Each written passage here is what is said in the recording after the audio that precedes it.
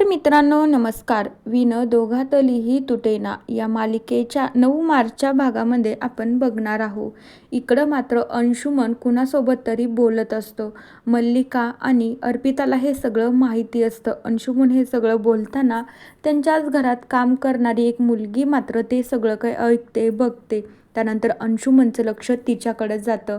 आता अंशुमनने तिला बघितल्याच्या नंतर अंशुमन तिला डायरेक्टली मारायला सुरुवात करतो. म्हणू लागतो, मी एवढा वेळ जे काही बोलत होतो, जे काही करत होतो ते तू सगळं बघितलं आहे ना, आणि तूच होतीस ना ती. त्यावेळी ती मुलगी खूप घाबरून जाते. आता अंशुमन किती काही केलं तर तिचा तो मालक असल्यासारखाच आहे, त्याच्यामुळे ती खूप घाबरून जाते. ती काहीच बोलत नाही, पण अंशुमन डायरेक्टली तिला मारायला सुरुवात करतो. तर त्यावेळी अर्पिता आणि मल्लिका हे सगळं हसूनच बघत असतात. त्यांना पण खूप भारी वाटतं. अंशुमन डायरेक्टली तिला एका दोरीनेच डायरेक्टली मारत असतो, पण तेवढ्याच वेळात स्वानंदी येते. स्वानंदी मात्र अंशुमनला खूप मोठ्याने ओरडते आणि अंशुमन ज्या दोरीने त्या मुलीला मारत असतो, स्वानंदी डायरेक्टली ती दोरी पकडते.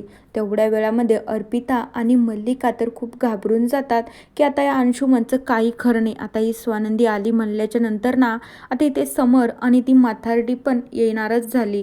आता स्वानंदी खूप मोठ्याने म्हणू लागते, काय रे, तुला लाज नाही वाटत का? एका मुलीवर हात उचलताना तुला काहीच वाटत नाही का?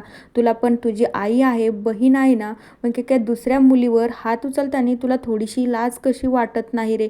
तर अंशुमन देखील काहीच बोलत नसतो, पण त्यावेळी आता स्वानंदी म्हणू लागते की तू का तिच्यावर हात उचलत आहे? मुळात तुझी हिंमतच कशी झालीस रे? आमच्याच घरामध्ये तू एका मुलीवर हात उचलतो, मला हे अजिबात चालणार नाही. तेवढ्या वेळामध्ये स्वानंदीचा आवाज ऐकून समर आणि आजी देखील रूमच्या बाहेर येतात. तर आजी तर घाबरूनच हे सगळं बघत असता. तर त्यावेळी समर म्हणू लागतो, काय झालंय, तुम्ही अंशुमनला हे सगळं का बोलताय आणि हे दावे वगैरे कशासाठी तुमच्या हातामध्ये आहे? तर हे सगळं स्वानंदी मात्र समरला सांगत असते. ती मुलगी तर त्यावेळी खूप रडत असते. पण आता स्वानंदीने सांगितल्याच्या नंतर समरला देखील अंशुमनचा खूप राग येतो.